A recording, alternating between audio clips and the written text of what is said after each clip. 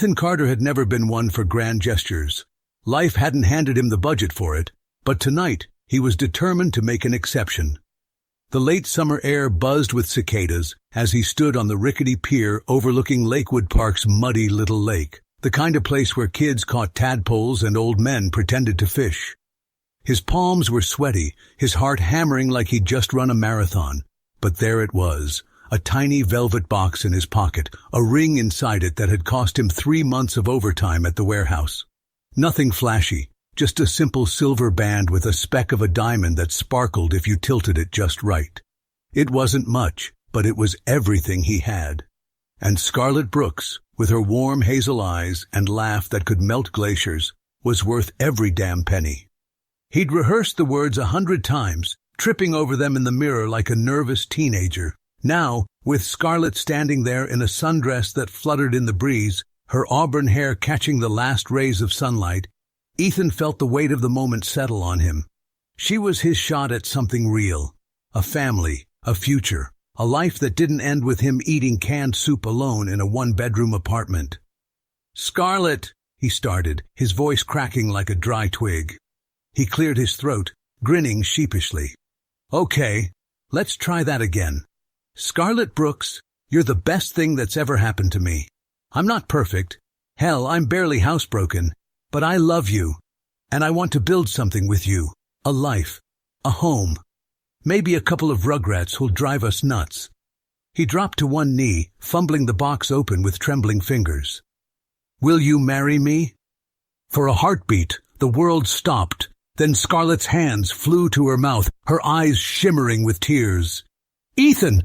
Oh my God, yes, I'll marry you!" She yanked him up, throwing her arms around his neck, and he spun her around until they were both dizzy and laughing like idiots. The ring slid onto her finger, maybe a little snug, but she didn't care. And they kissed, the kind of kiss that felt like a promise sealed in starlight. Later, sprawled on a blanket by the pier with a bottle of cheap champagne fizzing between them, they set the date. 6 months from now, early spring. "Something small," Ethan said, brushing a strand of hair from her face. "Just us, some flowers, and a cake will probably drop on the floor." Scarlett giggled, leaning into him. "Perfect. As long as it's you and me, it's perfect." For Ethan, that night was the peak of everything he'd fought for. A kid from a crumbling duplex who'd clawed his way through community college and dead-end jobs had somehow won the heart of a woman like Scarlett. He didn't care that her family had money or that her world was all manicured lawns and cocktail parties. He'd prove he was enough. He had to. Meanwhile, across town in the Brooks' pristine colonial mansion, the mood was less celebratory. Scarlett burst through the front door, her cheeks flushed and her ring glinting under the chandelier light. "Mom! Dad! Ethan proposed. I said yes."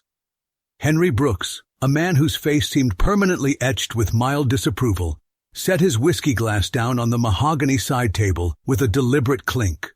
Linda Brooks, her blonde hair pulled into a tight chignon, froze mid-sip of her Chardonnay, her lips pursing like she'd just tasted something sour.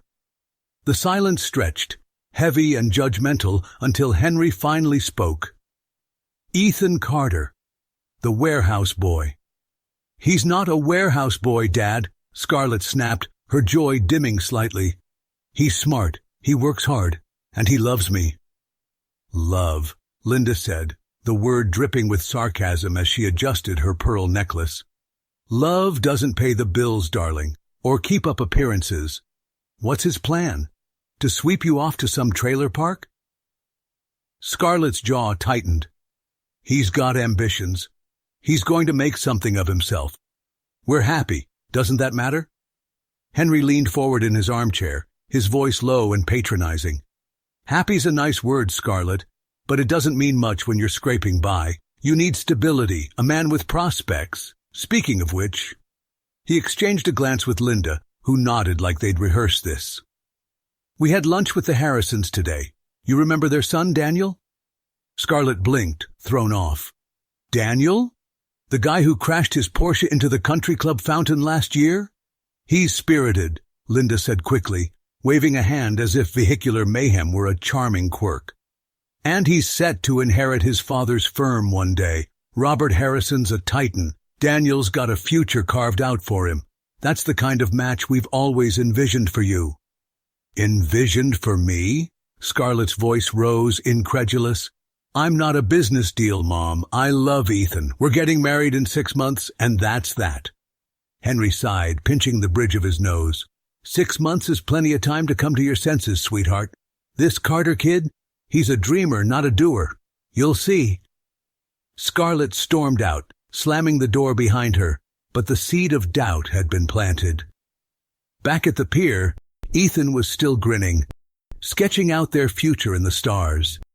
He had no idea the Brooks family machine was already grinding into motion, ready to chew him up and spit him out. For now, though, the night was his. And hers.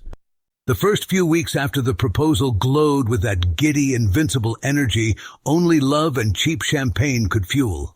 Ethan and Scarlett stole moments whenever they could. Late-night diner runs, whispered plans over coffee, sneaking kisses in the warehouse parking lot when she'd swing by after his shift. But slowly, almost imperceptibly at first, the shine started to dull. It wasn't one big fight or a dramatic blowout. It was a creeping unease, like damp seeping into the walls of a house you swore was solid. Scarlett's parents didn't let up.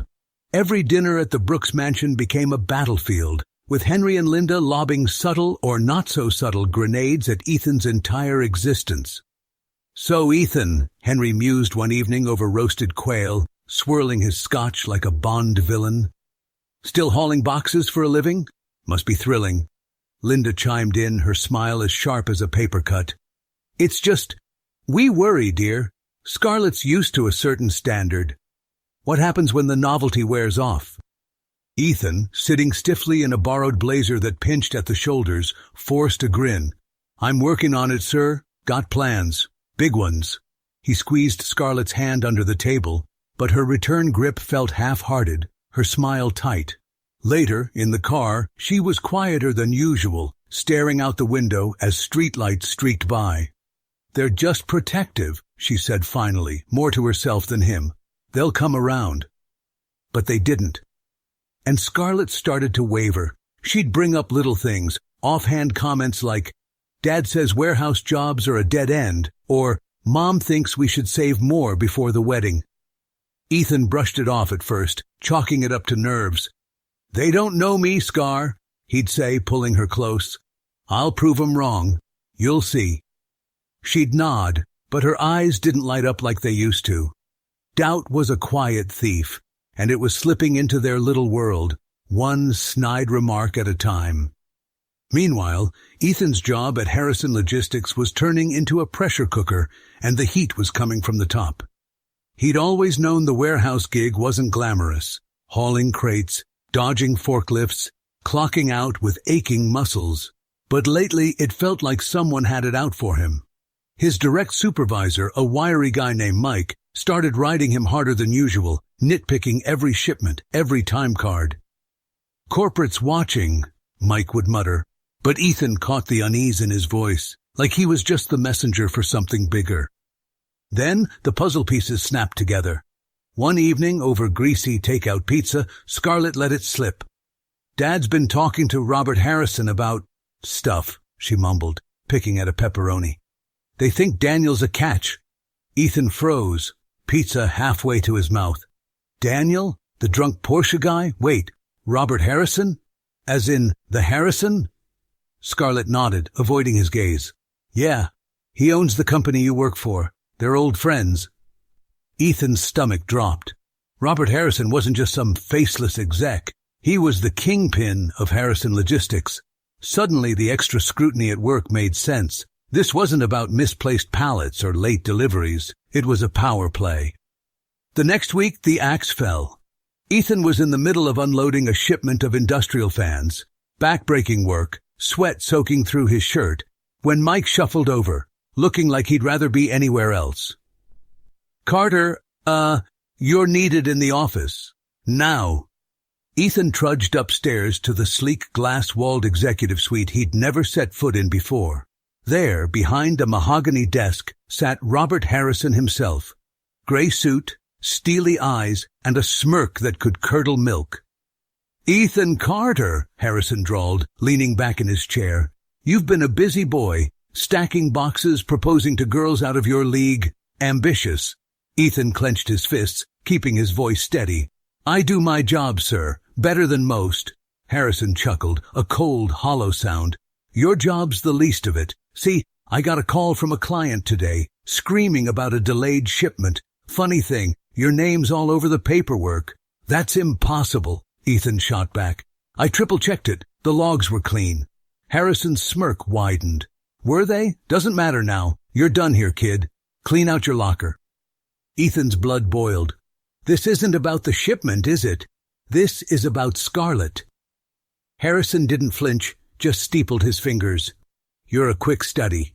Too bad it won't help you. You're out. And if you're smart, you'll stay away from things that don't belong to you." By 5 p.m., Ethan was gone, fired, a cardboard box of his locker junk under one arm, his final paycheck crumpled in his fist. He sat in his beat-up Chevy in the parking lot, staring at the warehouse's hulking silhouette, the weight of it all crashing down. No job, no savings, and a fiancée whose parents were probably toasting with the Harrisons right now, celebrating his downfall. Robert Harrison had orchestrated it all, a masterstroke to bury him. He didn't call Scarlett yet. Didn't know how to tell her he'd just been crushed by the man pulling her family's strings. Instead, he drove to Lakewood Park, to that same pier where he'd proposed, and sat there in the dark, the ring's empty promise burning a hole in his memory. The fire was spreading, at work, at home, everywhere. And Ethan wasn't sure he could put it out. Ethan Carter wasn't a quitter. Life had beaten that out of him years ago, but damn if it didn't feel like the universe was testing his limits. After Robert Harrison's smug axing, he hit the ground running, scouring job boards, polishing his resume, and firing off applications like a man possessed. He'd always been scrappy, the kind of guy who could turn a rusty wrench into a lifeline, but this time the wrench kept slipping. Rejection emails piled up in his inbox. "We've gone with another candidate. Not the right fit. Best of luck." Each one a tiny dagger to his already bruised ego. He wasn't clueless, though. Back when he was hauling boxes at Harrison Logistics, he'd spent his weekends hunched over a laptop in a dingy coffee shop, grinding through online marketing courses. It wasn't glamorous, SEO, ad campaigns, analytics, but it was a ticket out, a chance to trade sweat for strategy. He'd aced the modules, even built a mock campaign that got a nod from the instructor. "You've got a knack for this, Carter," the guy had said. Ethan clung to that like a lifeline now, pitching himself to every marketing firm in a 50-mile radius. But the phone stayed silent. Either they weren't hiring, or his warehouse stench still lingered on his resume. Bad luck, bad timing. Whatever it was relentless. The Ethan who'd proposed to Scarlett under the stars was fading fast. His savings dwindled to a handful of crumpled bills, the rent loomed like a guillotine, and his mirror reflected a guy with dark circles under his eyes and a jawline clenched too tight. He'd always been the optimist, the we'll-figure-it-out guy, but now doubt gnawed at him. What if the Brooks were right? What if he was a dead end? Scarlett wasn't helping. The woman who'd once laughed at his dumb jokes and kissed him like he was her hero started pulling away, her patience fraying like cheap thread. "You said you'd find something by now," she'd snap, scrolling through her phone while he hunched over job listings. "My dad keeps asking what your plan is, and I don't even know what to tell him." Her tone carried echoes of Henry and Linda, sharp, judgmental, dripping with disappointment. Ethan tried to fight it. "I'm working on it, Scar. Marketing's tough to break into, but I'm close. I can feel it." She'd just roll her eyes. "Close doesn't pay for anything, Ethan." She didn't want close. She wanted the Scarlett Brooks life.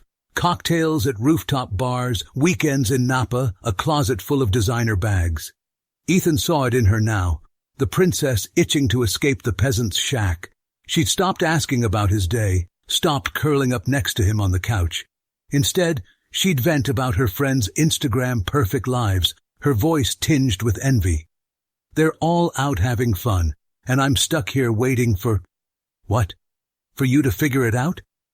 The breaking point came on a rainy Tuesday night, the kind of gray drizzle that matched Ethan's mood. He'd just gotten another rejection. "We appreciate your interest, but—" and was nursing a beer when Scarlett stormed in, tossing her purse on the counter with a dramatic thud. "You're still sitting here?" she said, her voice slicing through the quiet. "Another no, I'm guessing?" Ethan set the bottle down, exhaustion warring with anger. "Yeah, Scar. Another no. I'm trying, okay? It's not like I'm sitting on my ass for fun." She laughed, a harsh, bitter sound. "Trying? Ethan, you're sinking, and you're dragging me down with you. My parents were right. You're a loser, a nobody. I can't believe I thought this could work." Her words hit like a punch, but she wasn't done. "I've wasted my time on you, time I could have spent with someone who actually has a future, not stuck in this dump with a guy who can't even hold a job." "Scarlett, stop," he said, standing, his voice trembling. "I love you. We're a team." "No, we're not," she shouted, tears streaking her mascara. "I'm not your charity case. I deserve more than this, more than you." She yanked her suitcase from the closet, stuffing it with clothes while Ethan stood there, stunned, the room spinning. As she zipped it shut, she turned, her eyes cold. "I wasted my time on a loser like you," she spat, dragging the bag to the door. "Goodbye, Ethan." The door slammed, and just like that, she was gone. He didn't move for a long time, the silence deafening. The beer went warm, the rain pounded harder, and Ethan sank into the couch, a hollow shell of the man he'd been. Weeks later, he heard through the grapevine, Scarlett had gotten a proposal from Daniel Harrison, the golden boy with the wrecked Porsche and a trust fund to match. A month after that, the wedding photos hit social media. Scarlett in a white gown, beaming next to Daniel, who looked smug even through the filter. The caption read, "Happily ever after starts now." Ethan scrolled past it, his chest tight, and tossed his phone across the room. He was alone now. No job, no fiancé, no fight left. Robert Harrison had won. The Brooks had won. And Scarlett? She'd traded him in for a shinier model, leaving him to pick up the pieces of a life he'd dared to dream about. But somewhere, buried under the wreckage, a flicker of something stubborn still burned. He wasn't done. Not yet. It's been 4 years since then. It seems like a short time, but in our dynamic world, anything can change. 4 years could change a lot, or everything. For Ethan Carter, they'd rebuilt him from the ground up. The broken man who'd watched Scarlett walk out with his dreams in her suitcase was gone, replaced by someone sharper, stronger, and a hell of a lot richer. At 32, he was the head of marketing for Pinnacle Dynamics, a sleek, high-flying tech firm that dominated the industry.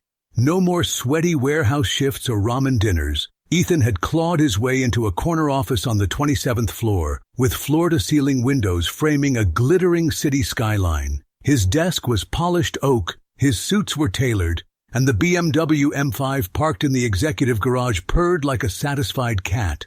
Life wasn't just good. It was his to command. The office buzzed with the kind of energy only a top-tier company could muster. Smart, ambitious people in crisp button-downs and designer heels, tossing around terms like ROI and brand synergy over espresso from the in-house barista. Ethan's team respected him, and not just because he signed their checks. He'd earned it, turning around failing campaigns, landing million-dollar clients, and running his department with a mix of charm and steel that made people want to impress him. He wasn't a screamer or a micromanager. He was the guy who'd roll up his sleeves and brainstorm with you at 2 a.m., then buy the beers after. But he was picky as hell about who he let in. "I don't hire resumes," he'd say. "I hire people who get it." Today, he was knee-deep in interviews for a new social media marketing role. The candidates were lined up in the glass-walled conference room, a parade of young hotshots with Ivy League degrees and portfolios that screamed potential. Ethan leaned back in his leather chair, flipping through resumes, his Mont Blanc pen tapping a rhythm on the table.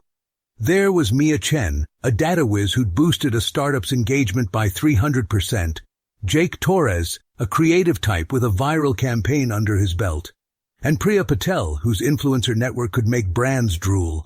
They were good. Damn good. Ethan smirked to himself. Picking one was going to be a problem, the kind he liked. Then he saw it. Tucked near the bottom of the stack, a name that hit him like a freight train. Scarlett Brooks. His pen froze mid-tap, his breath catching for half a second before he forced it steady. He scanned her resume, his jaw tightening. A smattering of freelance gigs, some blog posts, a couple of small businesses' Instagram pages. Nothing meaty. Compared to the heavy hitters in the room, it was thin, almost embarrassingly so. 4 years ago, she'd been the princess. He should have tossed it. Any other manager would have. Her experience didn't hold a candle to the others. But Ethan wasn't just any manager. Memories flickered unbidden. Her laugh on that pier, the sting of her suitcase slamming shut, the smug wedding photo with Daniel Harrison. Curiosity gnawed at him. What the hell had happened to her? And yeah, maybe a part of him wanted to see her squirm, to watch the woman who'd called him a loser face the man he'd become. He wasn't proud of that part, but he wasn't above it either. He sat there for a long minute, staring at her name. The resume creased under his grip. Then he made up his mind. Leaning forward, he pressed the intercom button on his desk. "Hey, Lisa," he said, his voice calm but edged with something unreadable. "Can you invite Scarlett Brooks in next?" His secretary's chipper, "Sure thing, Mr. Carter," crackled through the speaker. Ethan straightened his tie, a faint smirk tugging at his lips. 4 years ago, she'd walked out on him. Now she was walking back in, into his world, on his terms. Whatever came next, he'd be ready. The door to Ethan's office swung open, and there she was, Scarlett Brooks, stepping into his kingdom like a deer caught in headlights. She clutched a leather portfolio to her chest, her knuckles white, her chin tilted just a little too high in a desperate bid to look poised. Her auburn hair was pulled into a tight bun, her navy blazer crisp but slightly frayed at the cuffs, a thrift store find, Ethan guessed. She hadn't seen him yet, her eyes darting around the sleek office, taking in the view, the awards on the wall, the sheer weight of the place. Then her gaze landed on him, lounging behind the desk in his tailored suit, and the color drained from her face. A sheen of sweat broke out on her forehead, her breath hitching audibly. She hadn't known. Of all the people she'd braced herself to impress, Ethan Carter wasn't one of them. Inside, Ethan felt a surge of triumph, a dark little thrill that he tamped down with practiced ease. He leaned back in his chair, his expression cool and professional, the faintest hint of a smile playing at his lips. "Scarlett," he said, his voice smooth as glass. "Take a seat." She stumbled forward, nearly dropping her portfolio, and sank into the chair across from him, her hands trembling as she smoothed her skirt. "Ethan," she managed, her voice a shaky whisper. I didn't expect." "Life's full of surprises," he cut in, his tone light but edged with something she couldn't quite place.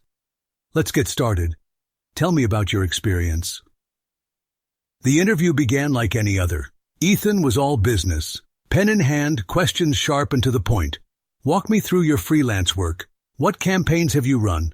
Metrics? Results?" Scarlett fumbled through her answers, her voice thin, her examples vague. A local bakery's Instagram boost here, a blog post for a chiropractor there. Nothing with real teeth.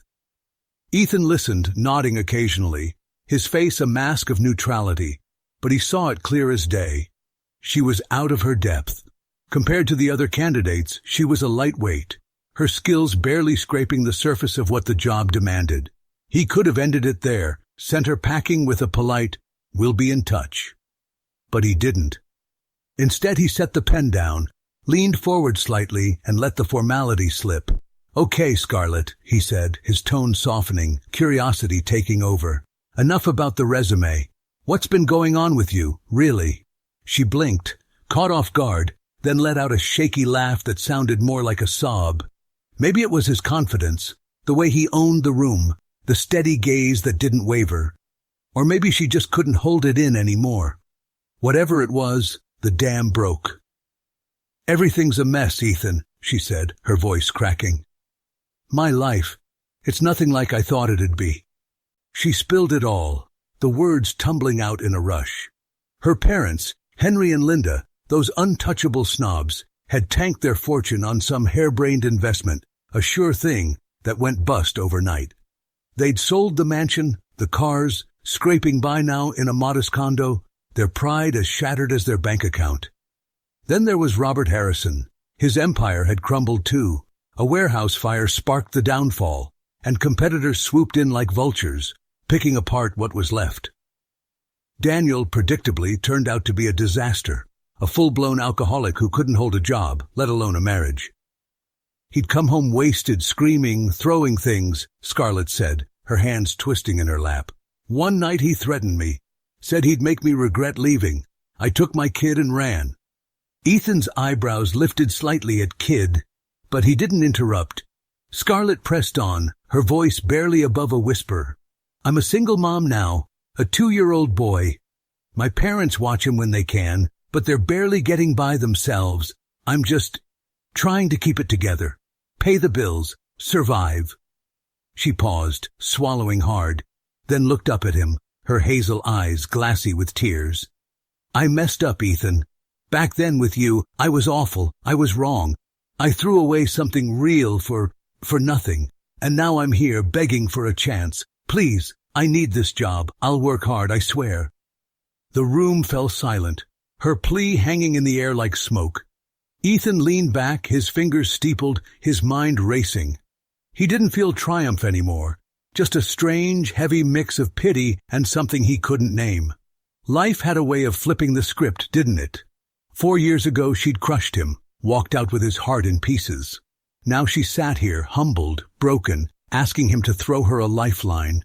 He could see the desperation in her, the shadows under her eyes, the weight of a life that had unraveled faster than she could stitch it back together. He wanted to say yes, partly out of curiosity, partly out of some old, stubborn loyalty he couldn't shake. But he knew she wasn't the best fit, not by a long shot. The department needed a rock star, not a redemption story. Still, this wasn't just business anymore. It was personal, tangled up in memories and what-ifs. Ethan glanced out the window at the city sprawling below, a world he'd conquered while hers had burned. Life had its ups and downs, sure, but now it was on him to decide her next chapter, and damn if that wasn't a tough call to make. Ethan sat there long after Scarlett's plea faded into the hum of the office, his fingers drumming a slow rhythm on the desk. The decision gnawed at him. Revenge or mercy? Part of him, the bruised, bitter part that still remembered her suitcase slamming shut, wanted to send her packing with a crisp "Thanks, but no thanks." Let her taste the rejection he'd swallowed 4 years ago. Let her crawl back to whatever scraps she could find.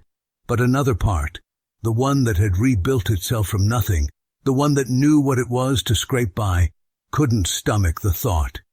He'd fought too hard to become the man he was now. Turning into a petty, vindictive asshole like Robert Harrison felt like handing the past a victory it didn't deserve. He flipped through the resumes again. Mia's data brilliance, Jake's creative spark, Priya's influencer clout, then Scarlett's, a flimsy patchwork of odd jobs and half-baked projects. She didn't belong here, not in the cutthroat world of Pinnacle Dynamics' marketing team. Her skills were shallow, her experience a whisper next to the roars of the others. Hiring her for the social media role would be a charity case, a disservice to the department he'd built with blood and grit. But tossing her out entirely? That didn't sit right either. Ethan kept his voice steady, professional but not cold. "Here's the deal, Scarlett.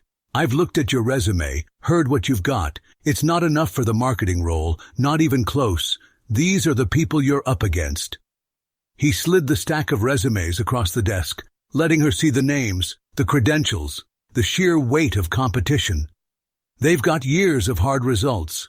You've got potential, maybe, but no track record. Her face fell, a flush creeping up her neck. but he held up a hand. "I'm not done. I'm not saying no outright. There's an entry-level spot, assistant to the junior analyst. It's grunt work, data entry, pulling reports, coffee runs if someone's desperate. No glamour, no perks. Pays enough to get by, nothing more. You'd be starting at the bottom." He paused, meeting her gaze. "If you prove yourself, really prove it, in 6 months, I'll look at moving you up. That's the offer. Take it or leave it." Scarlett stared at him, her lips parting slightly, then pressing into a thin line. Inside she was a mess, shame and anger twisting together like a knot she couldn't untie. Assistant to an analyst? It was a slap in the face, a demotion from the life she'd once imagined, from the princess she'd been. She'd walked in hoping for a lifeline, a chance to claw back some dignity, and here was Ethan, dangling this pitiful crumb. The man she'd once called a loser now towered over her, calm and untouchable, handing her a job a college kid would scoff at. It stung, deep and raw, the humiliation sinking into her bones. But what choice did she have? The bills were piling up, her son's daycare wasn't free, and her parents' help barely covered a week's groceries. She couldn't walk away, not from this, not when it was the only door still cracked open. Beneath the bitterness, a flicker of something else stirred, regret, sharp and heavy. She'd thrown him away for a mirage, and now the world had flipped. He'd risen, she'd fallen. And yet, buried under the wreckage of her pride, there was a tiny spark of hope. 6 months. A chance to prove herself, to scrape together something better. It wasn't much, but it was something. "Okay," she said finally, her voice small, barely masking the tremor. "I'll take it." She forced a nod, her eyes dropping to the floor, unable to hold his steady gaze. "Thank you, Ethan." He nodded back, his expression unreadable. "Start Monday. Lisa'll get you the paperwork." She rose, her movements stiff, and shuffled out, the door clicking shut behind her. Ethan leaned back, exhaling slowly. He'd done it, threaded the needle between spite and generosity, or so he told himself. It wasn't vengeance, but it wasn't a handout either. Fair, firm, final. Life had dealt its cards, and he'd played his hand. Whether it was the right call, only time would tell. Some times had passed since Scarlett Brooks shuffled into Pinnacle Dynamics as the lowliest cog in Ethan Carter's well-oiled machine. The assistant to the junior analyst gig was exactly as unglamorous as he'd promised. Endless spreadsheets, coffee runs, and the occasional grunt work of printing reports for meetings she wasn't invited to. She tried. Bless her heart. She showed up on time, her blazer ironed, her bun tight, but the effort was a flickering candle in a storm. Her colleagues moved circles around her. They tossed around jargon like click-through rates and conversion funnels, while Scarlett fumbled with basic Excel formulas, her fingers hovering uncertainly over the keyboard. She wasn't stupid, not in the textbook sense, but she was green, painfully, embarrassingly so. Her old life had been a cushion bubble. Private schools, parental handouts. Work? Real work? That had been for other people. Now, at 30, she was starting from scratch, and it was a brutal wake-up call. The first time she stayed late to finish a data entry task, something Sarah knocked out in an hour. She sat there blinking back tears, her back aching, her pride in tatters. "This is hard," she whispered to herself, alone in the dim office, the realization sinking in like a stone. She wasn't just behind, she was out of her league. Ethan watched it all from his perch on the 27th floor, a quiet satisfaction settling over him like a well-earned whiskey. Seeing Scarlett struggle wasn't about spite, not entirely anyway. It was closure, a neatly tied bow on a chapter he'd once thought would define him. He'd given her the job, hadn't he? Plucked her from the wreckage of her life when he could have slammed the door shut. "I'm not like her," he told himself one evening, swirling a glass of bourbon in his office after hours. "I don't kick people when they're down." And he meant it. The noble streak felt good, a badge of honor pinned to the man he'd become. Steady, successful, above the petty games of the past. Scarlett, though, hadn't quite let go of that past. A couple of times she'd tested the waters, leaning a little too close when dropping off a report, flashing a coy smile that lingered too long, her voice softening with a "remember when." Ethan shut it down fast. "Scarlett," he'd said the second time, his tone firm as steel. "This is a workplace. We keep it professional, no exceptions." She'd blushed, stammered an apology, and scurried off, but the sting of it lingered. In her head, she'd half hoped their history might soften him, might open a door she could slip through. His rejection, polite but unyielding, slammed it shut instead. Alone at her cramped desk, surrounded by the hum of a life she didn't fit into, Scarlett wrestled with the fallout. Sadness crept in, a dull ache that sharpened when she caught Ethan's confident stride down the hall or overheard his easy banter with the team. She'd had that once, him, his warmth, his belief in her, and she'd thrown it away. Her parents' voices echoed in her mind, their smug assurances that Daniel was the better bet, that Ethan was a nobody. What a joke. They were broke now, and she was here, scraping by, while Ethan soared. She hated them for it, hated herself more. I was such an idiot, she thought, staring at a blurry spreadsheet, her throat tight. But there was no going back, just this job, this grind, and the faint, fragile hope that she could claw her way to something better. If you enjoyed the story, please subscribe to the channel. I wish you a great mood and good luck.